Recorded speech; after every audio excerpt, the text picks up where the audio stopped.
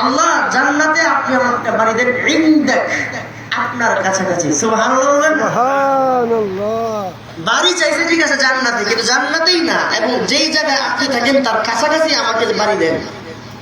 কি পরিমাণ ব্রিলিয়ান্ট মুসা আলাইহিস সালাম, কি পরিমাণ বিচক্ষণ। আমরা গ্রামগঞ্জে বাড়ি করলে প্রতিবেশীর আগে দেখি যে প্রতিবেশী ভালো হইলে জায়গা কিনে বাড়ি করি। মুসা আলাইহিস সালাম প্রতিবেশী হিসেবে কারা চাইছে? আল্লাহকে। আল্লাহ জান্নাতে আমার জন্য একটা বাড়ি বানান আপনার কাছাকাছি। সুবহানাল্লাহ। কোরআনে আল্লাহ বলেছে রব্বিবনি লি ইনদাকা বাইতান ফিল জান্নাহ। ঠিক এইভাবে মসজিদ হলো আল্লাহ তাআলার ঘর। এটাকে আল্লাহ আহাব বলছে। ঠিক এই চারটা কালিমাকে আল্লাহ আহাব বলছে। আহাব মানে আল্লাহর কাছে অধিক ভালোবাসার বস্তু। তাহলে যেই ব্যক্তি এই চার কালিমা বেশি বেশি করবে, যে ব্যক্তি মসজিদে বেশি থাকবে, সে আল্লাহর মাহবুব হবে। সুবহানাল্লাহ।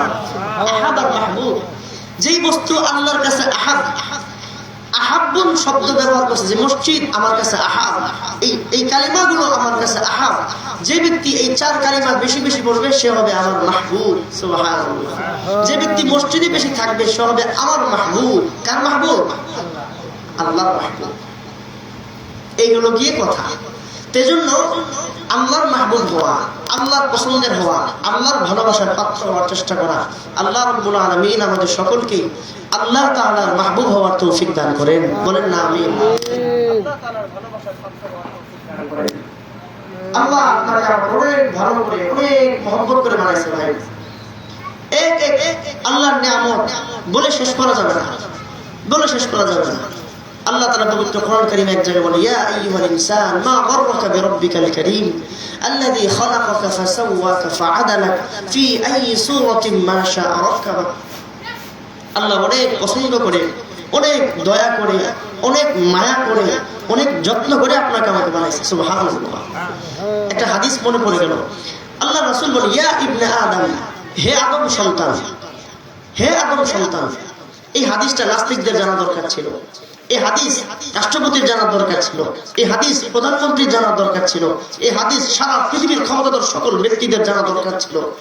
যখন পৃথিবীতে কোনো মেডিকেল সায়েন্স ছিল না, পৃথিবীতে কোনো ডাক্তারের আবিষ্কার ছিল না, পৃথিবীতে আজকের চিকিৎসা ব্যবস্থা যে উন্নত যখন ছিল না, কেউ জানতো না মায়ের গর্ভে সন্তান কিভাবে হয়, মাতৃগর্ভে সন্তান কি করে জন্ম হয়, মায়ের গর্ভে এক এক সন্তান কিভাবে বড় হয়, এটা যখন পৃথিবীর কেউ জানতো না, তখন রাসূলুল্লাহ সাল্লাল্লাহু আলাইহি সাল্লাম গোটা মুসলিম উম্মাহকে বলছে ইয়া ইবনে আদম, হে আদম সন্তান, হে আদম সন্তান, হে রাষ্ট্রপতির সন্তান, হে আব্দুল্লাহর সন্তান, কুনতা মা মাহিনা, তুমি ছিলে নাপাক এক ফোঁটা পানি। সুবহানাল্লাহ। তুমি কি ছিলে? নাপাক এক ফোঁটা পানি। ফাআখরাজতুক, আমি তোমাকে বের করেছি, মিন সুলবি আবিকা, তোমার বাবার পৃষ্ঠ থেকে, ওয়া মিন তারাবি উম্মিকা, তোমার মায়ের এক পার্শ্ব থেকে, ফাআলকাইতুক, আমি তোমাকে রেখে দিয়েছি ফি সালাতি যুলুমাত, ফি সালাতি যুলুমাত, মায়ের পেটের মধ্যে তিনটা বেষ্টনী, তিনটা দরজা, তিনটা গেট, তিন গেটের তিন স্তরের ভিতরে আমি আল্লাহ মণি মুক্তার মতো সিন্ধুকে তোমরা যেভাবে সম্পদ লুকিয়ে রাখো, টাকার পয়সা, হীরা জওহর যেভাবে সুকেদের মধ্যে লুকিয়ে রাখো যাতে পৃথিবীর কেউ না দেখে, পৃথিবীর কেউ সেটাকে টাচ করতে না পারে, এরকম আমি আল্লাহ রাব্বুল আলামিন পৃথিবীর সকল গোলামকে মায়ের পেটের প্রথম এক পর্দা, তারপরে আরেক চামড়া, এরপরে আরেকটা আবরণ, তিন আবরণের ভিতরে প্রতিটা গোলামকে আমি আল্লাহ মণি মুক্তার মতো হেফাজত করছি। সুবহানাল্লাহ। কে করেন এগুলো? আল্লাহ। কার বেলা? আমাদের সবার বেলা। কার বেলা হয়েছে এটা? এটা সবার বেলা হয়েছে না? সবার বেলা হয়েছে। আল্লাহ বলতেছেন ফাআখরাজতুক ফি সালাসি যুলুমাত সুম্মা জাআলতুকা আলাকা সুম্মা জাআলতুকা মুদগা ফাকাসাওনাল ইযামা লাহমা। বান্দা, আজকে তুমি যে দুনিয়াতে এত ফালাফালি করো, এত লাফালাফি করো, আমি আল্লাহকে ভুলে দূরে দূরে আসো। শোনো, তুমি যখন মায়ের গর্ভে ছিলা, নাপাক এক ফোঁটা পানিকে 40 দিন পরে পরে আমি আল্লাহ সেটার মধ্যে রিপেয়ারিং করছি, সেটার মধ্যে আমি কাজ করছি, তার মধ্যে আমি আল্লাহ হুকুম লাগাইছি। এই নাপাক এক ফোঁটা পানিকে রক্তে পরিণত করছি, রক্তের টুকরার মধ্যে আমি আল্লাহ হাড্ডি লাগাই দিছি, হাড্ডিগুলোর উপরে সুন্দর করে আবরণ করে করে আন্ত করে করে যেভাবে দেখলে তোমাকে সুন্দর লাগবে এরকম সুন্দর চামড়া বসায় দিয়া তোমাকে আমি সৌন্দর্য মণ্ডিত করছি। সুবহানাল্লাহ। ওয়াজআলতু ফি শিদ্দাতিল আইন, তোমার এই ছোট শরীরের মধ্যে আমি চোখ লাগাই দিছি, তোমার এই বরের মধ্যে আমি হাত লাগাই দিছি, তোমাকে চলার জন্য আমি দুটো পা দিছি, মায়ের গর্ভে আমি আল্লাহ তোমাকে অনেক আদর করে যত্ন করে ধীরে ধীরে বড় করছে না। এগুলো কে করছে ভাই? আল্লাহ করছে। আজীব এক বিষয় হলো আল্লাহ রাব্বুল আলামিনের হাদিসে কুদসি, এটা রাসূল সাল্লাল্লাহু আলাইহি ওয়াসাল্লাম বলেন, এই যে সব কিছু তোমার ক্ষেত্রে আমি করলাম, শুধু তাই না, এভাবে 4 মাস 10 দিন, এরপরে একটা সময় যখন তোমার দুনিয়াতে আসার সময় হলো, আমাদের 8 মাস 9 মাস 10 মাস পরে সন্তান পৃথিবীতে আসার সময় হয় কিনা? হয়। হওয়ার সময় কি করে? হওয়ার সময় রাসূল সাল্লাল্লাহু আলাইহি ওয়াসাল্লাম বলেন, যখন সন্তান পৃথিবীতে আসার সময় হয়, ফাআউহাইতু ইলাল মালাক, আল্লাহ তাআলা এক ফেরেশতার উপর ওহী নাযিল করে। সুবহানাল্লাহ। কি নাযিল করে? ওহী নাযিল করে। ওহী নাযিল করে বলতেছে, ইযহাব ইলাদ দুনিয়া, যাও দুনিয়ার অমুক জায়গায় যাও, অমুক এলাকাতে যাও, যাও কান্দুলিয়াতে যাও, যাও কুলিয়ারচরে যাও, যাও অমুক পৃথিবীর অমুক জায়গায় কিশোরগঞ্জে যাও, গিয়ে দেখো পৃথিবীর কোন এক অজপাড়া গ্রামের কোন একটি ঘরে এক গর্ভবতী মা, ওই মা আল্লাহর গোলাম। কার গোলাম? আমাদের মায়েরা কার গোলাম? জোরে বলেন, কার গোলাম? আল্লাহর গোলাম।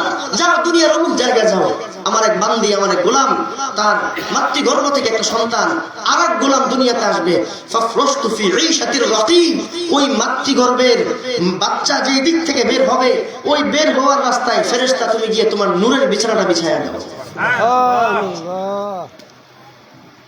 এটা কি শুধু কি আমার বলা না, আপনাদের বলা? সবার বলা না? ফাফরাশতু ফি ঈশাতির রাকিব। শোনো বান্দা, তোমাকে দুনিয়াতে আনার পর ফাআজরাইতু, তুমি যখন মাতৃগর্ভ থেকে বের হলা, বের হওয়ার সাথে সাথে ফাআজরাইতু ফি সাদরি উম্মিকা নাহরাইন, তোমার মায়ের সিনার মধ্যে দুটো নদী প্রবাহ ব্যবস্থা করে দিয়েছি আমি আল্লাহ। দুটো নদী প্রবাহমান করে দিলাম। নদী মানে কি? খাবার। বুঝেন নাই মনে কথা? ওয়াজআলতু ফি শিদ্দাতিশ শিমার ওয়াজআলতু ফি শিদ্দাতিল হার। শোনো বান্দা, তোমাকে যখন মাতৃগর্ভ থেকে বের করলাম, বের করার পর তোমার মায়ের সিনা থেকে, সিনা মুবারক থেকে, সিনা থেকে দুটো নদী, দুটো নহরের ব্যবস্থা করে দিলাম। এবং এমন নহর, এমন নদী, এমন নদীর খাবার, যেই খাবারটা প্রচন্ড পরিমাণ শীতের মধ্যে আমি আল্লাহ রাখি গরম। সুবহানাল্লাহ। বলেন সব মিলতেছে কিনা? মিলতেছে কিনা? এখন কি মাস চলতেছে? গরম। ওয়াজআলতু ফি শিদ্দাতিশ শিমার, প্রচন্ড পরিমাণ গরম কালেও তোমার মায়ের সিনার মধ্যে তোমার খাবারটা থেকে ঠান্ডা। সুবহানাল্লাহ। শীতের সময়, গরমের সময় এই শক্তি কার? কে করছে এটা? আল্লাহ করছে। এরপর আল্লাহ বলতেছে, ওয়ালাকা ইয়াদুন ওয়ালাম তাখজিত, ওয়ালাকা রিজলুন ওয়ালাম তুমাইত, ওয়ালাকা আকুলুন ওয়ালাম তাতাফাক্কার, ওয়ালাকা কলবুন ওয়ালাম তামশিত। তোমার হাত ছিল, তোমার ধরার শক্তি ছিল না। কথা ঠিক কিনা বলেন? পা ছিল, তোমার চলার শক্তি ছিল না।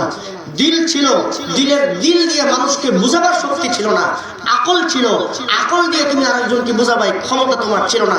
আনতা দাঈফ, তুমি ছিলে দুর্বল, অসহায়, কথা বলার যোগ্যতা ছিল না, বলার যোগ্যতা ছিল না, ধরার যোগ্যতা ছিল না, চলার যোগ্যতা ছিল না, দিল দিয়ে বুঝাবার যোগ্যতা ছিল না, দেমাগ ছিল, দেমাগে কোনো বুঝ ছিল না। তুমি, তোমার ক্ষুধা লাগছে, এই কথা তুমি মাকে কেমনে বুঝাইবা? বাচ্চা মাতৃগর্ভ থেকে বের হওয়ার পর মাকে কি বলতে পারে আমার ক্ষুধা লাগছে? বলতে পারে? আল্লাহ তাআলা বলেন, তার প্রিয় হাবিব মুহাম্মদুর রাসূলুল্লাহ সাল্লাল্লাহু আলাইহি ওয়াসাল্লাম বৈজ্ঞানিক হাদিস শুনিয়ে বলতেছেন, আল্লামতুকা বুকাআন, তুমি তোমার সন্তানকে এতটা অসহায়, ক্ষুধা, এটা বোঝানোর কোনো শক্তি নাই যে বাচ্চা, আমি আল্লাহ রাব্বুল আলামিন ওই নবজাতক নতুন ভূমিষ্ঠ সন্তানকে মায়াবী কান্না শিখিয়েছি। সুবহানাল্লাহ বলবেন। কি কান্না? মায়াবী কান্না। ওয়াজআলতু লাকা হানানা, ওই কান্নার মধ্যে আমি আল্লাহ জাদু মেখে দিয়েছি, মায়া মেখে দিয়েছি, ভালোবাসা মেখে দিয়েছি। দুশ্মনের কারণে যদি বাচ্চার কান্নার আওয়াজ যায়, তার অন্তরে ওই বাচ্চার জন্য মায়া আমি আল্লাহ তৈরি করে দিই। কে করছে এটা বলেন না? কার বেলা করছে এসব বলেন না? সবার বেলা করছে। আজকে যে নাস্তিক রবের বিরুদ্ধে কথা বলে, যে ক্ষমতাধর ব্যক্তি আল্লাহর বিরুদ্ধে কথা বলে, যে ক্ষমতাধর ব্যক্তি নাস্তিকতাবাদ করে আল্লাহর বিরুদ্ধে, রাসূলের বিরুদ্ধে, কোরআনের বিরুদ্ধে, হাদিসের বিরুদ্ধে কথা বলে, এর ক্ষেত্রে কি এটা ঘরে নাই? জানোয়ারেরা জানোয়ার, সবাই বলে কি বলেন? যে রবের এত নিয়ামত পাওয়ার পর আল্লাহর বিরুদ্ধে যায় সে কি জানোয়ার। আল্লাহ আমাদের সকলে বুঝ দান করেন, আমিন। এই হলো রব। আজীব কথা আছে, আর আজীব কথা আছে, বলবো না? আপনাদের ধৈর্য শেষ? গরম লাগতেছে না? না না, আরে আমার না, আমার তো লাগবেই। বলেন না আল্লাহু আকবার, আল্লাহু আকবার, সুবহানাল্লাহ, সুবহানাল্লাহ। বলেন না Stop it, wait a minute. আলহামদুলিল্লাহ, লা ইলাহা ইল্লাল্লাহ, আল্লাহু আকবার। তাহলে Yeah, stand this. Yeah, good enough. তাহলে খেয়াল করেন, খেয়াল করেন ভাই, চুপ থাকেন, গরম সমস্যা নেই। বলেন। মুসল্লি দেখে দেন, ওনাদের আরামের দরকার আছে, না না, ওনারা মন ভরে কথা শোনো, ওনারা আরাম করে শোনো, আমার সুন্দর বুঝতে, আমার গলা শুকিয়ে যাবে গুরু। তাহলে ভাই ওনারা মন ভরে, হ্যাঁ তাহলে শোনেন, এই কথাগুলো আল্লাহ রাসূল সাল্লাল্লাহু আলাইহি ওয়াসাল্লাম আমাদেরকে বলছে। এরপরে কি বলতেছে? এরপরে হাদিসে পড়ছে শেষ অংশ, বলতে ওয়াজআলতু লাকা হানানা, আমি তোমার মায়াবী কান্নার মধ্যে কি শিখাই দিছি, কি লাগাই দিছি? মায়া। কান্নার মধ্যে মায়া জুড়াই দিছি। এরপর আল্লাহ আফসোস করে বলতেছে, আল্লাহ তাআলা আফসোস করে বলতেছে, আনতা নাসিতানি ইয়া আব্দুল্লাহ, হে আল্লাহর গোলাম, আজকে তুমি আমাকে ভুলে গেলা।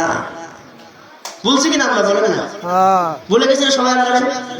আজকে যদি জিজ্ঞেস করি, এখন ভাই 5 ওয়াক্ত নামাজ কে কে পড়ছেন আজকে, যদি জিজ্ঞেস করি হ্যাঁ, লজ্জায় পড়ে যাব আমরা অনেকেই, সময় পড়ে যাব। যদি বলি যে ভাই আপনার এই লিসান, এই জিহ্বা মাতৃগর্ভে আল্লাহ পবিত্র রাখছে, সুবহানাল্লাহ বলবেন না? সুবহানাল্লাহ। প্রতিটা মায়ের ঘরে পেটে যখন সন্তান থাকে, আপনারা সবাই জানেন, সকলেই জানেন এই কথা, যে মাতৃগর্ভে কোনো সন্তান জিহ্বা দিয়ে খায় না, সুবহানাল্লাহ। আল্লাহ তাআলা প্রতিটা সন্তানের নাভির সাথে তার মায়ের কানেকশন করে দিয়েছে। আল্লাহ তাআলা প্রতিটা ইনসানের জিহ্বাকে, মায়ের মুখের, এই প্রতিটা সন্তানের মুখকে মায়ের গর্ভে পবিত্র রাখছে। কারণ খাবার খেলে মুখে দুর্গন্ধ আসতে পারে, খাবার খেলে মুখ থেকে দুর্গন্ধ আসতে পারে, যেন এই বাচ্চা যখন দুনিয়াতে আসবে পবিত্র একটা জবান নিয়ে যেন দুনিয়াতে আসে। যখন এই বাচ্চার বুঝ আসবে, বুঝের পর সর্বপ্রথম এই বাপ মা যেন ওই সন্তানকে আল্লাহর নাম বলতে শেখায়, সুবহানাল্লাহ বলবেন। কার নাম বলতে শেখায়? কার? শুধুমাত্র বান্দা আমাকে আল্লাহ ডাকবে, শুধুমাত্র এই লিসানে রাসূল বলবে, এই লিসানে কোরআন পড়বে, এই লিসান দিয়ে আল্লাহকে ডাকবে। এই কারণে মাতৃগর্ভে আল্লাহ তাআলা কোনো সন্তানকে খাওয়ায় না। কার অবদান এটা বলেন না কেন? আল্লাহর অবদান, আল্লাহর অবদান। আজকে ওই বান্দাই এই পবিত্র জিহ্বা দিয়ে বিড়ি টানে, ঠিক কিনা বলেন? যারা ঠিক বলে এরা মনে হয় খায় বিড়ি। এই লিসানই তো জিহ্বা, এখন এই জিহ্বা, এই মুখ আল্লাহ রাখছিল পবিত্র করে। এখন বেশি এই রাত্রবেলা করা কথা বলে আপনাদের কষ্ট লাগে। বলেন বলেন। আমিও 5 ঘন্টা সফর করে আসছি, এই ইটনা থানা থেকে আসছি, ইটনা থেকে তারাই থেকে এই পর্যন্ত 5 ঘন্টা। আমার ব্রেন মাথা ব্যথা করতেছে। শুধুমাত্র ভাই আপনাদের কাছে দাওয়াত দেওয়া। আমরা এখন কোথায় বসে আছি? রাসূলের বাগানে। নাতের বাগান। কোথায়? রাসূলের বাগানে। বিশেষ হয় অবশ্যই। আপনাদের চোখে হয়তো এখন মনে হচ্ছে না, হাসরের ময়দানে যেদিন আল্লাহ তাআলা আমল নামা দেখাবে, আমল দেখো, ইকরা কিতাবাক, ইকরা কিতাবাক, read your seek knowledge, read your seek knowledge, your af'al, your a'mal, your aqwal, দেখো তুমি তোমার আমাল। হঠাৎ করে দেখবেন, আরে 2025 সালের 3 তারিখ মে মাসের এপ্রিল, আছে কয় তারিখ? মে মাসের, মে না এপ্রিল? এপ্রিলের 3 তারিখ রাত 10:26 কান্দুলিয়া আব্দুর রহমানের সন্তান একবার সুবহানাল্লাহ পড়ছে। সুবহানাল্লাহ বলবেন না? সুবহানাল্লাহর বিনিময়ে এই একটা জান্নাতে গাছ, এই গাছে ডাল যতগুলা, সবগুলো ডালের মধ্যে আব্দুল্লাহ আব্দুল্লাহ আব্দুল্লাহ আব্দুল্লাহ আব্দুল্লাহ। সুবহানাল্লাহ বলবেন না?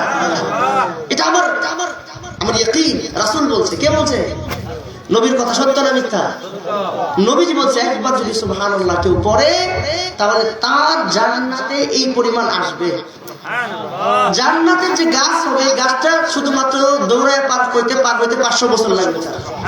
ওই গাছের প্রতিটা ডালে আপনার নাম, আপনার বাবার নাম, সময় 2025 সালের 3 এপ্রিল বৃহস্পতিবার রাত 10:27 সে পড়ছিল সুবহানাল্লাহ।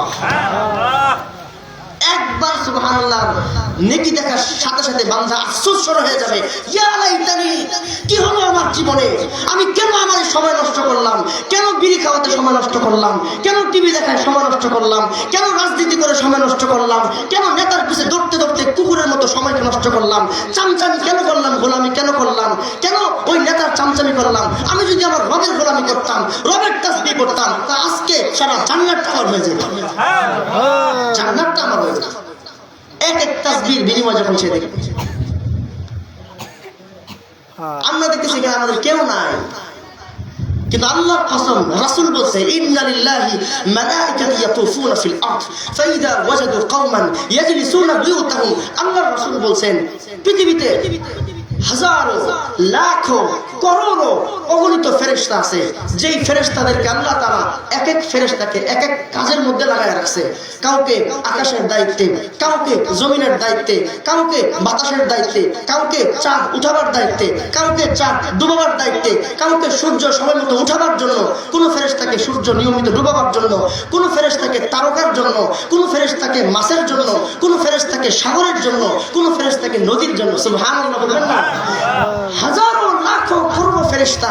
শুধু তাই না, এক এক ইনসান, আপনি এবং আমি, ওলামায়ে কেরাম, উস্তাদ এবং আমরা যারা আছি, যাদেরকে আপনারা দেখতেছেন, প্রতিটা ইনসান, প্রত্যেকটা ইনসানের জন্য 20 জন ফেরেশতা ফজর থেকে নিয়ে মাগরিব পর্যন্ত তারা পাহারা দিতে থাকে। মাখলুকের দায়িত্বে ফেরেশতা, ইনসানের দায়িত্বে ফেরেশতা, মানুষের দায়িত্বে ফেরেশতা, সব কিছুর দায়িত্বে ফেরেশতা। এইখানে যতগুলো গাছ, এক এক গাছের দায়িত্বে এক একটা ফেরেশতা। সুবহানাল্লাহ। পানির দায়িত্বে ফেরেশতা, পাখির দায়িত্বে ফেরেশতা। এই ফেরেশতাগুলো কেউ কেউ মানুষ বিপদে পড়লে তাকে বিপদ থেকে সহযোগিতা করে। রাস্তার মধ্যে আপনারা শুনবেন মাঝে মাঝে একটু লাগে অ্যাক্সিডেন্ট করতো, আল্লাহ বাঁচায় দিয়েছে, এরকম হয় না? সুবহানাল্লাহ বলবেন না? কে বাঁচায়? আল্লাহ রাসূল হাদিসের মধ্যে বলে, এক এক বান্দার সাথে যে ফেরেশতা আছে, রাস্তায় নির্ঘাত দুর্ঘটনা, ওই দুর্ঘটনা থেকে ফেরেশতা তাকে টান দিয়ে বাঁচায় দেয়। কে করে? জোরে বলেন, কে করে? আল্লাহ করে, আল্লাহ করে। আজ মাখলুক চামচাদের কথা শুনতে শুনতে বিরক্ত, দুনিয়াদারদের পিছনে ঘুরতে ঘুরতে শেষ। আল্লাহর কথা একটু তার মনে হয় না, একটু স্মরণ করে না। কমিনা মুসলমান নিজে বাপ হয়েও মনে করে না আল্লাহর কথা, সন্তানকেও আল্লাহর কথা মনে করতে দেয় না। ঠিক কিনা বলেন? আমাদের এখন দেওয়ান, কালকে অমুক তমুক অমুক তমুক অমুক তমুক ভাবতে ভাবতে শেষ। সেই ফেরেশতাগুলোই ঘুরতে থাকে সব দিকে, কিন্তু হঠাৎ যখন ফেরেশতার কানে আসে, আল্লাহু তাআলা ক্বালা রাসূলুল্লাহ সাল্লাল্লাহু আলাইহি ওয়াসাল্লাম, ফেরেশতাদের কানে যখন কোন মাহফিলের মঞ্চ থেকে আল্লাহর কোরআনের আয়াতের আওয়াজ চলে যায়, রাসূলের হাদিসের শব্দের আওয়াজ যখন ফেরেশতার কানে চলে যায়, ফেরেশতারা ওই মুহূর্তে ওই মহল্লার মধ্যে যত ফেরেশতা বসবাস করে, সকল ফেরেশতাগুলো তাদের সকল কাজকর্মগুলো রেখে দিয়ে মাহফিলে যারা বসেছে তাদের চতুর্দিকে বেষ্টন করে বসে যায়। সুবহানাল্লাহ। তার মানে এই মুহূর্তে আপনারা এখন যেখানে বসে আছেন, যেই ভাই হেলান দিয়ে আছেন, যেই ভাই সোজা হয়ে আছেন, যিনি আমার দিকে তাকিয়ে আছেন, যিনি ঘুমিয়ে আছেন, যিনি অন্যদিকে চিন্তা করতেছেন, সকল মানুষের ডানে বামে এখন অনেক ফেরেশতা বসে আছে। বলেছেন মুহাম্মাদুর রাসূলুল্লাহ। কে বলেছেন? আমি এখন যে কথাটা বলছি এটা আমার কথা নয়। কে বলেছেন? জোরে বলেন। আমার রাসূল কি কখনো মিথ্যা কথা বলতে পারে? ইন্না রাসূলা রাব্বি হক। আল্লাহ কোরআনে বলেছেন, রাসূল যা বলে সত্য বলে। আমার রাসূল সত্য। আমার নবী কখনো জীবনে মিথ্যা কথা বলেনি। আমার নবী জীবনে কখনো কোনোদিন তার চোখ খেয়ানত করেনি। রাসূল কখনো কোনোদিন বাজে কিছু দেখেনি। রাসূল জবানে কখনো কোনোদিন মিথ্যা বলেনি। নবীজি কখনো তার উম্মতকে মিথ্যা আশ্বাস দেননি। সেই মহানবী সাল্লাল্লাহু আলাইহি সাল্লাম বলেন, প্রতিটা মজলিসের মধ্যে অগণিত অসংখ্য ফেরেশতা চতুর্দিকে বেষ্টন করে বসে পড়ে। একজন ফেরেশতার কাঁধে উঠতে উঠতে ওই ফেরেশতাদের দলটা ওই মুহূর্তে আল্লাহর আরশ পর্যন্ত পৌঁছে যায়। আপনারা এখানে বসে বসে ভাবছেন একটা, আর আমি ভাবতেছি এখন আমার নাম ফেরেশতা আল্লাহর কাছে বলবে। সুবহানাল্লাহ, হুজুরের নাম ফেরেশতা আল্লাহর কাছে বলবে, আমাদের বড় হুজুর মুহতামিম সাহেবের নাম আল্লাহর কাছে বলবে। এটা হলো জুমার রাত্র। কিসের রাত্র জুড়ে বলেন? এটা হলো জুমার রাত, ফজিলতের রাত, নেক আমলের রাত, সেজদার রাত, ইবাদতের রাত। এই মুহূর্তে আল্লাহ রাব্বুল আলামিন ফেরেশতাদের কাছে বলতে থাকবে, আল্লাহ আজকে 2025 সালের 3 এপ্রিল বৃহস্পতিবার রাত 10:30টার সময় এখন কামদুলিয়ার অমুক গ্রাম থেকে আমরা আসছি। আল্লাহ এই মুহূর্তে দেখে আসছি আপনার এক গোলাম মাদ্রাসার বড় হুজুর আমিনুল ইসলাম তার দেমাগে পুরা প্রতিষ্ঠানটা রেখে চিন্তা করতেছে এই মাদ্রাসা কিভাবে উন্নত হবে, কিভাবে এই মাদ্রাসার ছাত্ররা ভালো থাকবে, কিভাবে শিক্ষকরা একটু সুস্থ থাকবে, কয়টা ফ্যানের দরকার, কয়টা লাইটের দরকার, ছাত্ররা কিভাবে ভালো করে পড়তে পারে। আল্লাহ আপনার এই গোলাম পুরা প্রতিষ্ঠানটাকে কিভাবে সুন্দর করতে পারে, আপনার রাসূলের উম্মত কিভাবে ইলমে দ্বীন শিখতে পারে, এটা ফিকির করতেছে। সুবহানাল্লাহ। আপনার আরেকটা গোলাম রায়হান সে উম্মতের সামনে কথা বলতেছে, আরেকজন আল্লাহর আলেম সেই কথাগুলো শুনছে, আর তার সামনে কিছু মুখলিস আল্লাহ আপনার পছন্দের কিছু গোলাম আপনার এবং আপনার রাসূলের কথাগুলো মনোযোগ সহকারে শুনতেছে। বিভিন্ন ফেরেশতা বিভিন্ন গোলামের নাম নিয়ে নিয়ে যার সাথে যে ফেরেশতা আছে তার কথা আল্লাহর কাছে বলবে। সুবহানাল্লাহ বলবেন না? এর সাথে যে ফেরেশতা এর নাম দিয়ে বলবে আল্লাহর কাছে। আমার এখন ডানের বামে যে আছে সে আমার কথা বলবে, বড় হুজুরের ডান বামে যে আছে সে আল্লাহর কাছে তার কথা বলবে। শুধু কি তাই, আল্লাহর রাসূল আরেক হাদিসে ডিপ ভাবে বলেন, কলবের মধ্যে হৃদয়ের মধ্যে এই মুহূর্তে আমরা যা চিন্তা করতেছি সেই চিন্তার কথাগুলো আল্লাহকে শোনাবে। আলোচনা এখান থেকে অনেকের হৃদয়ে এখন আল্লাহর ভালোবাসা চলে আসছে, অনেক মুসলমানের হৃদয়ে এখন এই মুহূর্তে আল্লাহর ভালোবাসা চলে আসছে। এটাও সে বলবে, আল্লাহ আলোচনা শোনার পর আপনার এক বান্দার দিলে এই মুহূর্তে আপনার মহব্বত চলে আসছে। সুবহানাল্লাহ। এগুলো ডিপ কথা, আমি আপনাদেরকে বুঝাইতে পারবো না। অনেক কথাগুলো শোনার পর আল্লাহ ফেরেশতাদেরকে জিজ্ঞেস করবে, আল্লাহ হে আমার ফেরেশতারা তোমরা যে দেখে আসলা এরা আমার কাছে কি চায়। এখন আমি আপনাদের সবার কাছে প্রশ্ন করি, আমরা সকলে এখন আল্লাহর কাছে কি চাই? জান্নাত চাওয়া নাকি কি চাই? ক্ষমা কি চাই? মাফ না করলে জান্নাত দিব আল্লাহ। তাই বলেন না আমরা এখন আল্লাহর কাছে কি চাই? বলেন না আস্তাগফিরুল্লাহ, আস্তাগফিরুল্লাহ, আস্তাগফিরুল্লাহ, আস্তাগফিরুল্লাহ। আল্লাহ রাব্বুল আলামিন বলেন, ইস্তাগফিরু রাব্বাকুম ইন্নাহু কানা গফফারা। তুমি আমার কাছে মাফ চাও, ইস্তিগফার করো, আমি আল্লাহ তোমাকে মাফ করে দিব। সুবহানাল্লাহ। এখন যারা এখানে বসে আছি প্রত্যেকেই যদি নিজেকে জিজ্ঞেস করি, আমার বলার দরকার নেই, আপনারা গভীরভাবে চিন্তা করে দেখুন। এই মুহূর্তে যদি আপনি চিন্তা করেন আমি জীবনে কি কি গুনাহ করছি আমি জানি কিনা, আমি জানি কিনা আমি সারা জীবন কি কি গুনাহ করছি জানি কিনা, বলেন আমরা জানি। তাই নিজের গুনাহগুলো মনে করে করে নিজেই পড়তে হবে। আস্তাগফিরুল্লাহ বলেন না, বেশি বেশি বলা উচিত। আস্তাগফিরুল্লাহ, আস্তাগফিরুল্লাহ। 1 নম্বর হলো ক্ষমা, 2 নম্বর হলো আল্লাহ আমরা সকলে আপনার কাছে জাহান্নাম থেকে মুক্তি চাই। কি থেকে মুক্তি চাই? আল্লাহর রাসূল বলেন, মান সাআলাল্লাহাল জান্নাতা 3 মাররাত ওয়া মান সাআলাল্লাহান নার 3 মাররাত ওয়া ক্বালা ফিল জান্নাহ আল্লাহুম্মা আদখিলহু ওয়া ক্বালা ফিন নার আল্লাহুম্মা আজিরহু।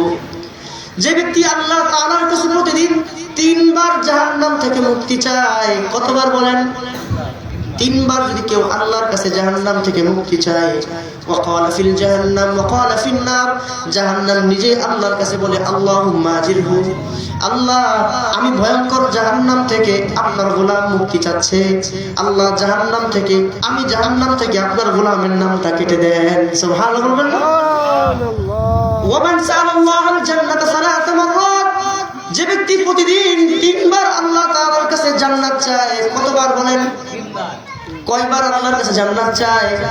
3 বার। যদি কেউ জান্নাত চায়, ওয়াকালা ফিল জান্নাহ, জান্নাত নিজে আল্লাহর কাছে বলে, আল্লাহ আমি জান্নাতকে তোমার কাছে গোলাম 3 বার চেয়েছে। আল্লাহুম্মা আদখিলহু, আল্লাহ আমি জান্নাতকে তোমার এই গোলামকে দিয়ে দাও। সুবহানাল্লাহ বলেন, বলেন না সবাই আল্লাহুম্মা, বলেন। ইন্নী আসআলুকাল জান্নাহ ওয়া নাউযু বিকা মিনান নার। আল্লাহ আমাদের সকলকে বোঝার তৌফিক দান করেন। এই হলো রাসূল, এই হলো আল্লাহর রাসূলের কথা। আমরা এখন যারা এখানে বসে আছি বা এমনি বসে নেই, এই যে আল্লাহ আমাদেরকে দুনিয়াতে পাঠাইলেন, এবার শেষ কথা হলো ভাই, পৃথিবীতে তো আমরা আসলাম, পৃথিবীতে আমরা কি আসলাম না? এখন আসার পর আমাদের কিছু কাজ আছে। আমাদের রাসূল সাল্লাল্লাহু আলাইহি সাল্লাম, আমি একেবারে শেষ দিকে চলে আসছি, খুব খেয়াল করেন। আজ থেকে প্রায় 1400 বছর আগে বা 1500 বছর আগে, 1550 বছর পূর্বে এই পৃথিবীতে আমার আপনার প্রিয় নবী মুহাম্মদুর রাসূলুল্লাহ, পড়েন সকলে, সাল্লাল্লাহু আলাইহি ওয়াসাল্লাম, তিনি এসেছিলেন। তিনি যখন ওই পৃথিবীতে ওই সময় আরবে আসেন, তখন আরবে বড় বড় কয়েকটা সমস্যা ছিল। কি ছিল? বড় বড় অনেকগুলো সমস্যা ছিল।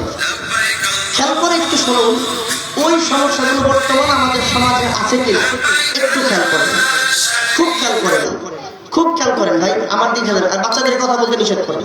আমি এখন আলোচনার টার্নিং পয়েন্টে চলে আসছি, একেবারে মূল জায়গায়। সেটা হলো রাসূলুল্লাহ সাল্লাল্লাহু আলাইহি সাল্লাম যখন ওই সময় আসেন, তখন আরবে মেজর কয়েকটা বড় বড় সমস্যা ছিল, যেই সমস্যাগুলোর কারণে ওই আরবের সমাজ ব্যবস্থা এতটা নোংরা, এতটা নিচে, এতটা জাহিলিয়াত পূর্ণ একটা সমাজ ব্যবস্থা হয়েছে যে আমরা এখন সারা পৃথিবীর সব মানুষ ওই যুগটাকে বলি জাহিলি যুগ। বলি কিনা? আইয়ামে জাহিলিয়াত বলি। কি বলি? আইয়ামে জাহিলিয়াত, জাহিলি যুগ, জাহিলি যুগ, অন্ধকার যুগ, খারাপ একটা যুগকে আমরা বলি। ওই যুগে বড় বড় সমস্যার মধ্যে একটা বড় সমস্যা ছিল জেনার সমস্যা ছিল। বলেন তখন যেই জেনা ছিল, এখন বর্তমান সমাজে জেনা আছে কিনা নাই? জোরে বলেন, আছে না নাই? তখন সমাজে একটা গুরুত্বপূর্ণ সমস্যা ছিল সুদ ভিত্তিক সমাজ ব্যবস্থা। এখন বর্তমান সমাজের মধ্যে সুদ ভিত্তিক সমাজ ব্যবস্থা আছে না নাই? তখনকার যুগের মানুষ কন্যা সন্তান, মেয়ে সন্তান জন্ম হলে গুরুকে কুচকে ফেলতো, মনটা খারাপ হয়ে যেত। এখনো কি কিছু কিছু জায়গায় কোনো বাবা মার মেয়ে হলে সমাজে সমস্যা হয় কি হয় না? সুদ ভিত্তিক সমাজ ব্যবস্থা, জেনা ভিত্তিক সমাজ ব্যবস্থা, মেয়ে হইলে মন খারাপ হয়ে যাওয়া। শুধু তাই না, তখন সমাজের মধ্যে আরেকটা সমস্যা ছিল, বিবাহ ভালো করে হতো না, বিবাহের নিয়ম কানুন ছিল না। এখনো পর্যন্ত সারা পৃথিবীতে সহ বাংলাদেশে বিভিন্ন জায়গায় বিবাহের বহির্ভূত সম্পর্ক, প্রেম ভালোবাসা নামে এরকম অশ্লীল জেনা সম্পর্ক আছে কিনা নাই? আছে। তাহলে ওই সময়ে এই যে সমস্যাগুলোর কথা বললাম, ওই সময়ে এই সমস্যাগুলো হওয়ার কারণে গোটা আরবের মধ্যে যেই একটা অবস্থার সৃষ্টি হয়েছে, অবস্থার কারণে আমরা বর্তমান ওইটাকে বলি আইয়ামে জাহিলিয়াতের যুগ। যখন মানুষ মানুষকে বাজি লাইগা হত্যা করত, মানুষ মানুষকে বিনা কারণে হত্যা করত, মানুষ মানুষের উপরে শুধু শুধু জুলুম করত, সেই জুলুম কি এখন নাই? অযথা অন্যায় ভাবে কারো সম্পত্তি মেরে নেয় না, কারো জায়গা সম্পত্তি দখল করে কিনা, এই সব সমস্যাগুলো তখন যেমন ছিল এখনো আছে। তাহলে খুব খেয়াল করে দেখেন, রাসূল সাল্লাল্লাহু আলাইহি সাল্লাম এই পৃথিবীতে আসার পর 40 বছর পর্যন্ত আরবের সেই সকল নোংরামি, যুবকরা জেনার মধ্যে লিপ্ত ছিল, এক এক ছেলে অসংখ্য মেয়েদের সাথে জেনা করত, গান বাজনায় সমাজ ভরপুর ছিল, জেনা ব্যভিচারের সমাজ ভরপুর ছিল। শুধু তাই না, শুধু তাই না, মেয়ে সন্তান জন্ম হইলে জ্যান্ত মাটিতে দাফন করে ফেলতো। এরকম নানান অন্যায় অবিচার জুলুমের একটা সমাজকে আল্লাহর রাসূল সাল্লাল্লাহু আলাইহি সাল্লাম 40 বছর বয়সে যখন তার উপরে ওহী আসে, ওহী কে নিয়ে আসে? জিবরাইল আলাইহিস সালাম নিয়ে আসে। ওহী যে নিয়ে আসে, ওহী জিনিসটা কি? ওইটা হলো আল কোরআন। সুবহানাল্লাহ বলবেন না? কি নিয়ে আসে? কোরআন। সেই কোরআন নিয়ে এসে সেই জাহিলি যুগের সমাজ ব্যবস্থাকে আল্লাহর রাসূল 23 বছর মেহনত করছে। কত বছর? 23 বছর মেহনত করার কারণে ওই জাহিলি যুগের সমাজ ব্যবস্থাটাকে পরিবর্তন করে আল্লাহর রাসূল এমন কিছু সোনালী মানুষ এই পৃথিবীতে রেখে গেছে যাদেরকে আমরা সাহাবী বলি। কি বলি? সাহাবী। সাহাবী বলি। তাহলে কোরআন নিয়ে এসে কোরআন দিয়ে রাসূল সমাজ পরিবর্তন করে ফেলছে। সুবহানাল্লাহ। সুবহানাল্লাহ। কোরআন কোরআন দিয়ে সমাজ পরিবর্তন করছে। তো নবীজি সাল্লাল্লাহু আলাইহি সাল্লাম এই কোরআন দিয়ে সমাজ পরিবর্তন করে এটা আমাদেরকে শিখিয়ে গেছে। হে আমার উম্মতেরা শোনো, যুগে যুগে কালের আবর্তনে যুগের বিবর্তনে যখনই পৃথিবীতে যে কোনো উম্মত থাকো, সকল উম্মতের কাছে আমি রাসূলের পক্ষ থেকে আমি বলে যাই, শোনো, পৃথিবী যদি ধ্বংসের দিকেও চলে যায়, সমাজ যদি ধ্বংসের দিকে চলে যায়, রাষ্ট্র যদি একেবারে অন্ধকার যুগে চলে যায়, তোমার ঘরে তোমার সন্তান যদি বিপদে চলে যায়, তোমার ঘরে তোমার স্ত্রী যদি নোংরা পথে চলে যায়, তুমি তোমার সন্তান, তুমি তোমার স্ত্রী, তুমি তোমার সমাজ, তুমি তোমার দেশ, তুমি তোমার রাষ্ট্রকে একমাত্র শুধুমাত্র কেবলমাত্র কোরআন দিয়ে পরিবর্তন করতে পারবে, আর কিছু দিয়ে পরিবর্তন করতে পারবে না। সম্ভব না। তাহলে আজকের এই সমাজ পরিবর্তন হবে কিসের মাধ্যমে? কোরআনের মাধ্যমে। কোরআন ছাড়া আল্লাহর কসম কেউ সুন্দর হবে না। কোরআন ছাড়া কোনোদিন আপনার ছেলে মানুষ হবে না। কোরআন ছাড়া আপনার মেয়ে কোনোদিন মানুষ হবে না, মনে রাখবেন। যদি আমার এই মাইকের আওয়াজ মা বোনদের কাছে যায়, আমি সম্মানিত মা বোনদেরকে বলি, মা, আপনি যদি চান আপনার ছেলে ভালো হোক, আপনি যদি চান আপনার মেয়ে ভালো হোক, আপনি যদি চান আপনার স্বামী ভালো হোক, আপনি যদি চান আপনার ঘর ভালো হোক, আপনি আপনার মেয়েকে, আপনি আপনার ছেলেকে কোরআন শেখান। কি শেখাবো? কোরআন। বলেন না কি শেখাবো? শেখাবো কোরআন। কি শেখাবো? কোরআন। কোরআন শেখাবো। বলে ইনশাআল্লাহ। ইনশাআল্লাহ। কোরআন না শেখালে বাবা মা হাসরের ময়দানে ধরা খেয়ে যাবে আল্লাহর কাছে। সব সময় ধরা খেয়ে যাবে। আমি আপনাদের সামনে পবিত্র কোরআন কারীমের যে তেলাওয়াত করছি, ইন্নাল্লাযীনা ইয়াতলুনা কিতাবাল্লাহ وأقاموا الصلاة وأنفقوا مما رزقناهم سرا وعلانية يرجون تجارة لن تبور আল্লাহ রাব্বুল আলামিন পবিত্র কোরআনুল কারীমে বলেন, ইন্নাল্লাযীনা ইয়াতলুনা কিতাবাল্লাহ, আমি যে কিতাবের কথা, যে কোরআনের কথা আপনাকে বলেছি, সেই কিতাবের কথা, কোরআনের কথা আল্লাহ তাআলা বলেন সূরাতুল ফাতির। সূরার নাম কি? সূরাতুল ফাতির 29 নম্বর আয়াত। সূরাতুল ফাতির 29 নম্বর আয়াতে আল্লাহ তাআলা এই পবিত্র কোরআনুল কারীমের কোরআনকে বলেছেন ব্যবসা। কি বলেছে বলেন? লা ইয়ারজুনা তিজারাতান লান তাবুর। কোরআনকে আল্লাহ তাআলা ব্যবসা বলেছেন। তার মানে হলো ব্যবসা হলো ক্রয় বিক্রয়। এই হাদিসের তাফসীরের মধ্যে উলামায়ে কেরাম লিখেন, কোরআন হলো এমন ব্যবসা, এমন ব্যবসা, লা ইয়ারজুনা তিজারাতান লান তাবুর। এই কোরআনের ব্যবসার মধ্যে কারো কোনো লস নাই। সুবহানাল্লাহ। সুবহান। কোরআনের ব্যবসাতে কোনো লস নাই। এবার আসুন কোরআন সম্পর্কে আল্লাহর রাসূল বলেছেন, কোরআনের ব্যাপারে রাসূল বলেছেন, খায়রুকুম মান তাআল্লামাল কুরআনা ওয়া আল্লামা। তোমাদের মধ্যে সর্বোত্তম হলো ওই ব্যক্তি, খুব খেয়াল করে দেখেন, তোমাদের মধ্যে সর্বোত্তম, তার মানে সর্বোত্তম কার কাছে? আল্লাহর কাছে সর্বোত্তম। সুবহানাল্লাহ বলবেন না?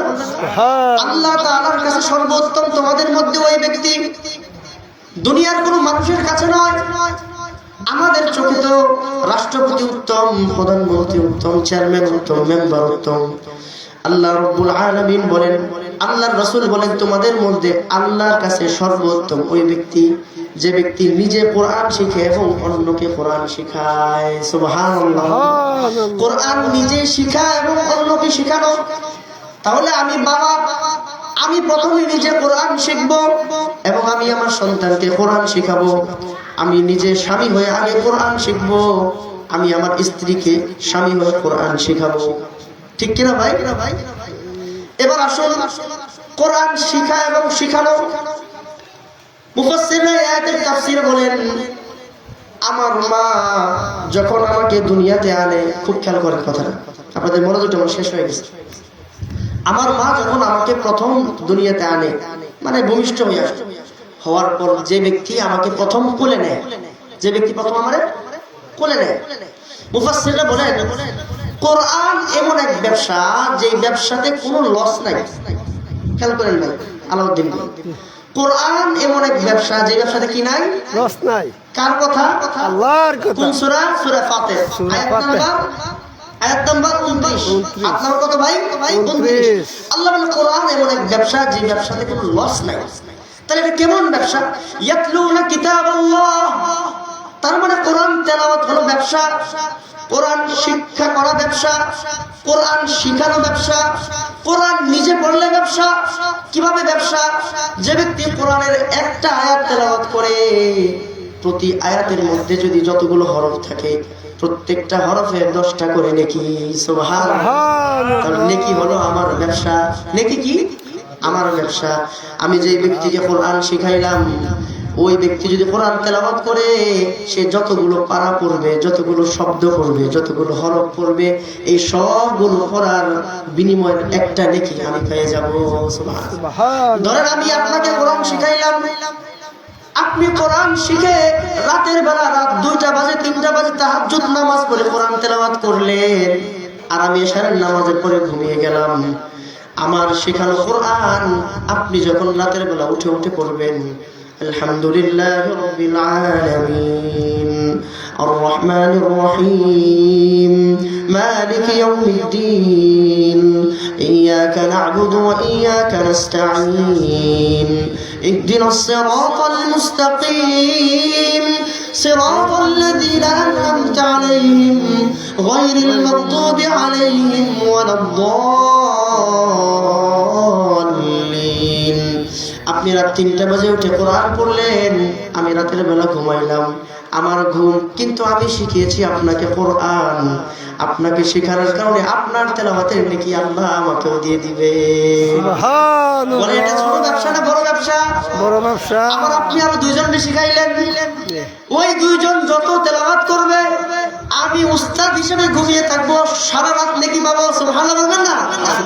এবার আসেন একটু ঘুরিয়ে বলি, এই যে একটা মাদ্রাসা, এই যে কোরআনের মাদ্রাসা, এই যে হাদিসের মাদ্রাসা, এবার আসেন আমি যখন ছোটবেলা কোরআন তেলাওয়াত শিখছি, আমাকে সর্বপ্রথম যে উস্তাদ কোরআন তেলাওয়াত শিখিয়েছেন, পর্দার অন্তরের মা আর বোন আপনি মনোযোগ সহকারে শোনেন,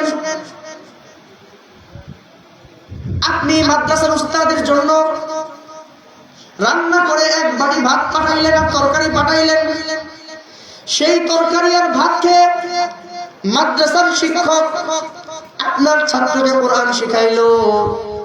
আপনার সন্তানকেও শেখাতে পারে, আপনার ভাগনাকেও শেখাতে পারে, আপনার বোন ছেলেকেও শেখাতে পারে।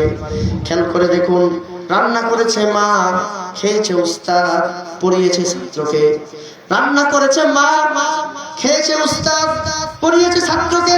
এই ছাত্র যখন কোরআন তেলাওয়াত করবে, সাথে সাথে প্রতিটা হরফের বিনিময়ে 10টা নেকি পাবে উস্তাদ, আর 10টা নেকি পাবে যে রান্না করছে সে। সুবহানাল্লাহ বলবেন না? সুবহানাল্লাহ। আপনি মাদ্রাসা থেকে লাইট দিলেন, ওই লাইটের আলোতে যে সন্তান কোরআন তেলাওয়াত করলো, সেই আলোর বিনিময়ে যে লাইট দিবে, ওই লাইট দিয়ে সে চলে গেল, কিছুই তো টের পেল না।